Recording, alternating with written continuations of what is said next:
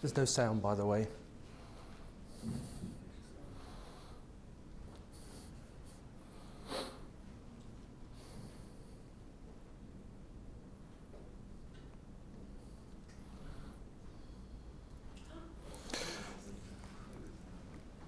Okay, the reason why I showed that is because this morning at this forum, everyone was very open about what they do, what they don't do.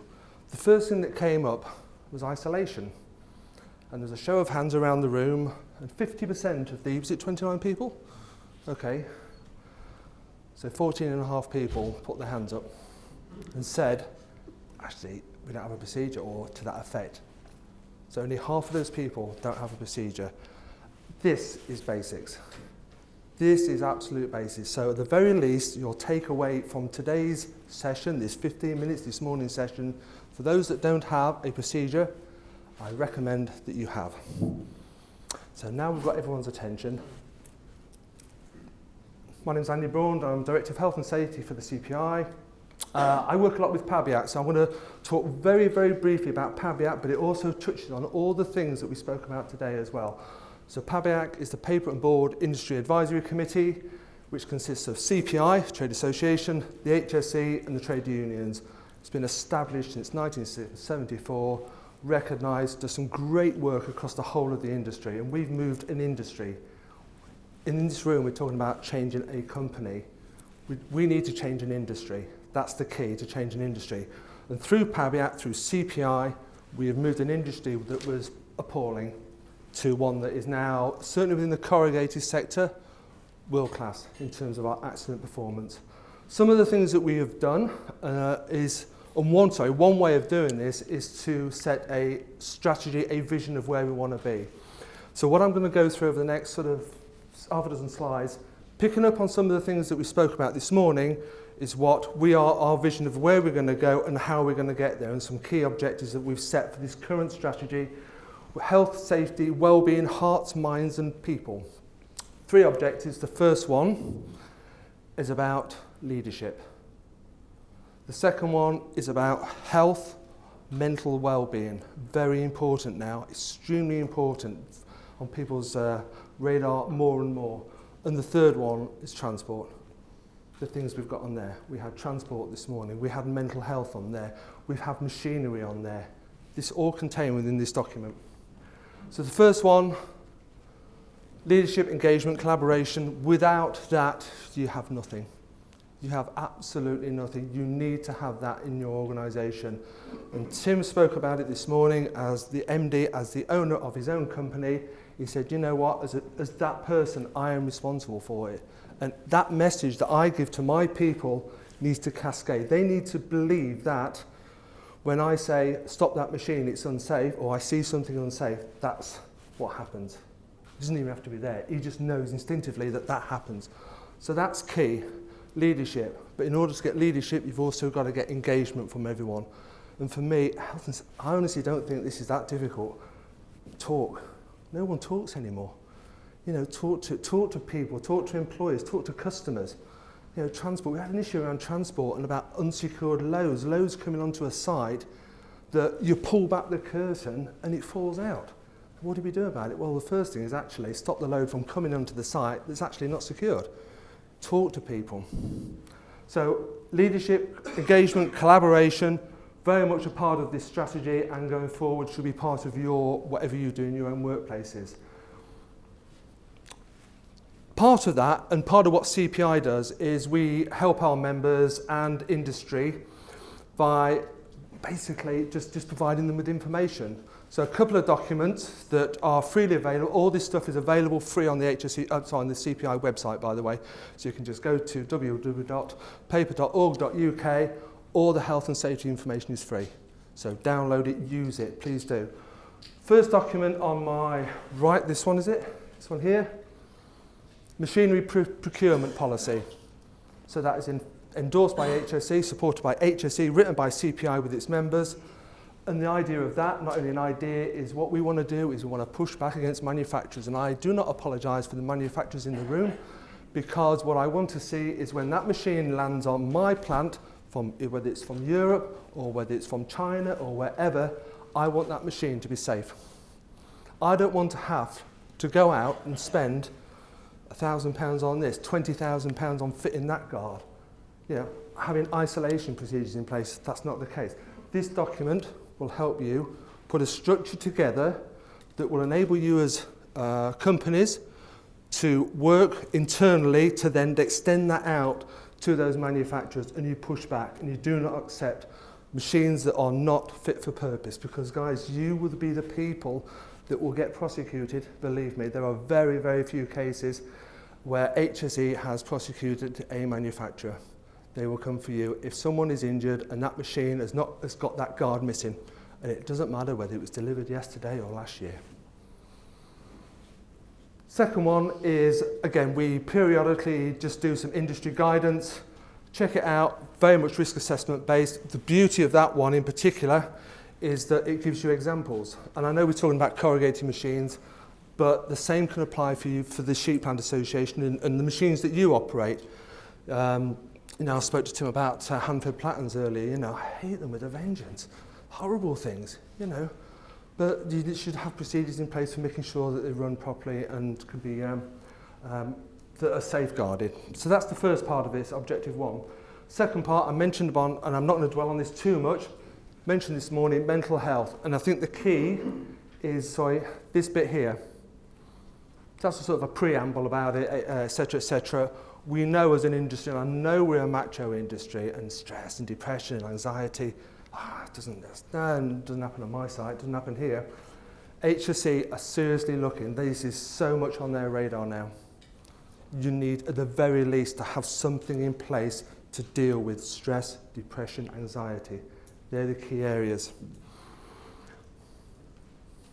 I keep asking presentism, leavism. Biggest cause of stress is out at the moment. Yeah, I did a show of hands of how many people were working this weekend. Yeah. Oh, I thought there'd be more than that. I honestly thought there'd be more. You know, people going into work when they're sick, first and foremost, because they feel like they have to, and people working at the weekend, working on holidays, things like that, constantly have their phones on, looking at that message from Tim. I keep turning to Tim, but Tim sent it through, therefore it warrants a response. I'm sure Tim will say, actually, you don't need to respond to me because it's the weekend. Enjoy some family time. It causes stress. It really does. And there's an expectation now that, you know, you are 24/7 working for an organisation and your head can't cope with it. You know, no wonder people are off. We started to, through CPI, gather some statistics on absences from work, and stress, depression, anxiety are really, really high. It's the tip of the iceberg, and the more information that we gather, the more we can see these figures going up and up and up and up, and it's costing you a lot of money. The people are off work for 6 months, 9 months, a year, never come back to work sometimes. It's a big issue. Something you might want to, I suggest you start thinking about this and having something in place. Transport. Very simple thing to do. HSG 136, nice little checklist, ready-made for you.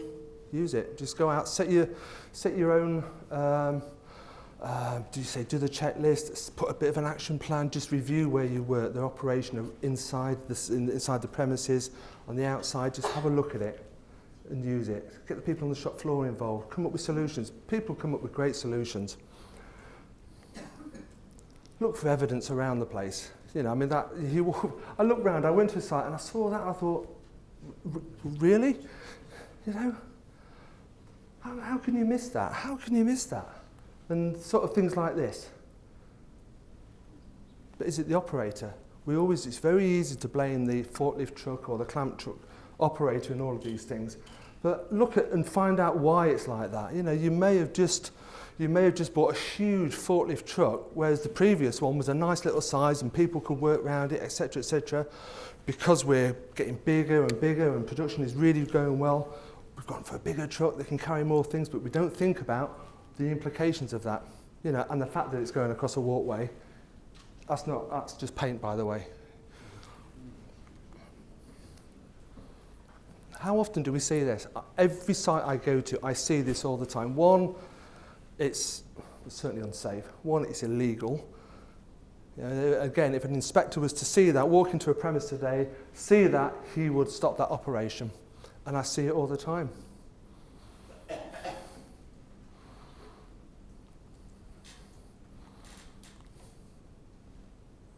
Okay.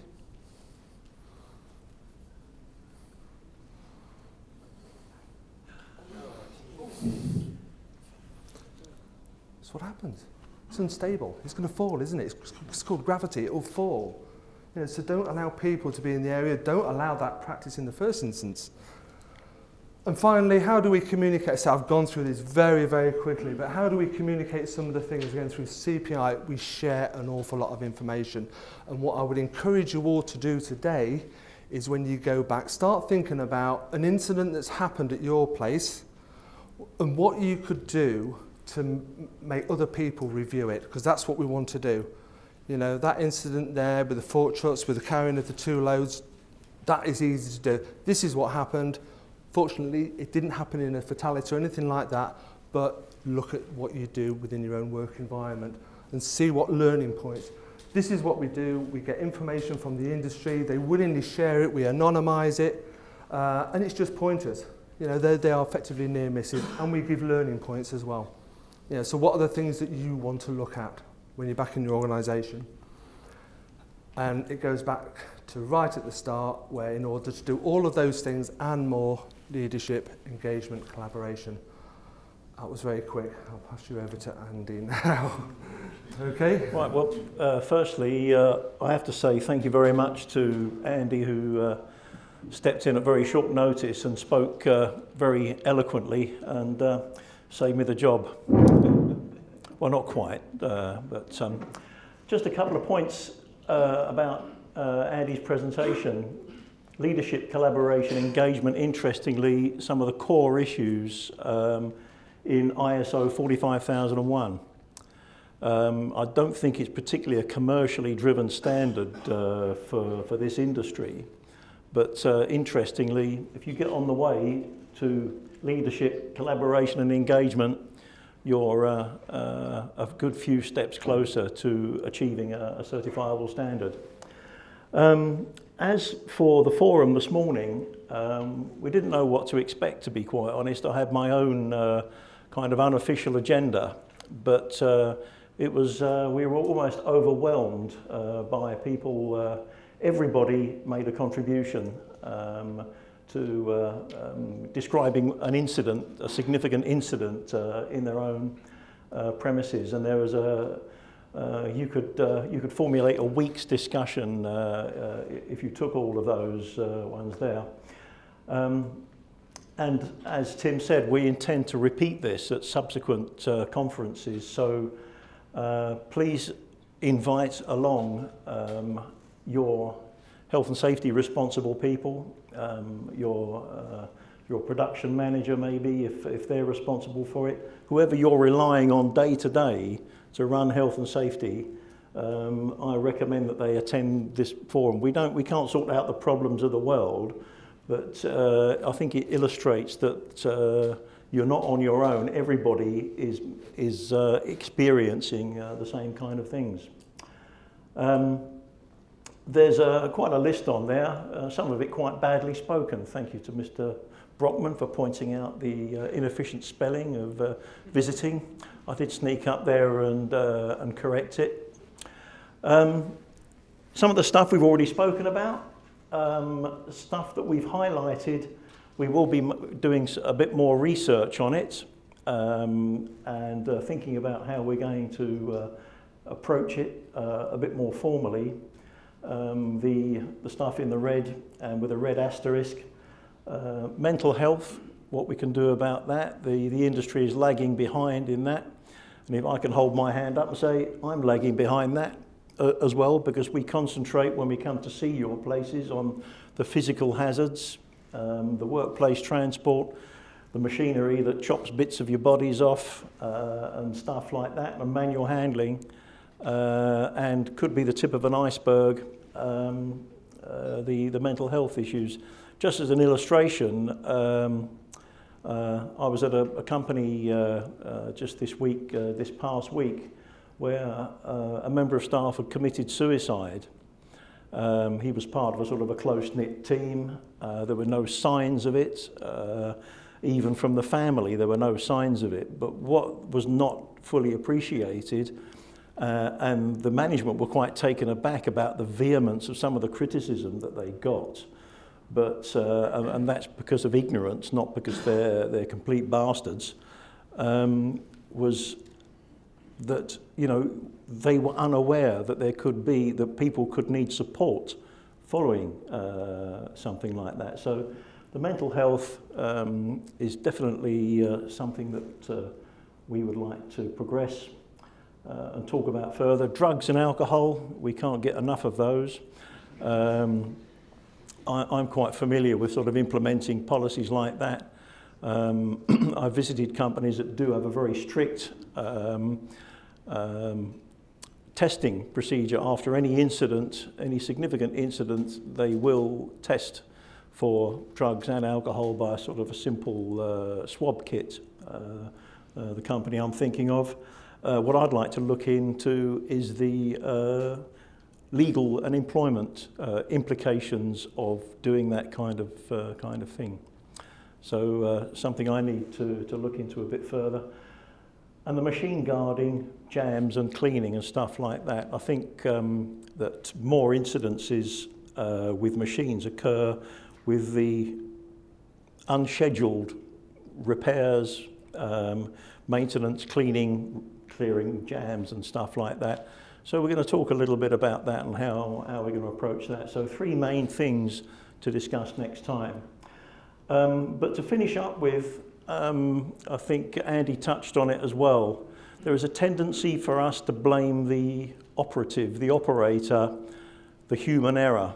It's an established fact that the root cause of most incidents, the overwhelming majority of incidents, is some form of failure in management. Now that sounds a bit harsh, but it is the truth. So establishing root causes rather than stopping at, say, the operator had not been trained properly, he wasn't behaving in the way he should be trained. Don't just stop there. Look at what is behind that, which is a management issue, management systems. Last thing I'm going to say is please take advantage of our auditing facilities. If you want someone to look very closely into your management system and give you a critique, action plans, and some fairly straight talking, then we can help you out. And there's that facility through the Sheep Plant Association. The Sheep Plant Association standard health and safety audit will be based pretty much on a certifiable standard, formerly OSAS 18001. It will give you a handle on ISO 45001, give you a statutory compliance check, and do a full walk round of your premises to establish where you may be going wrong. So thanks once again to Andy Braun for stepping in there, very much appreciated, and thanks for your eloquent presentation. That's all I'm going to say.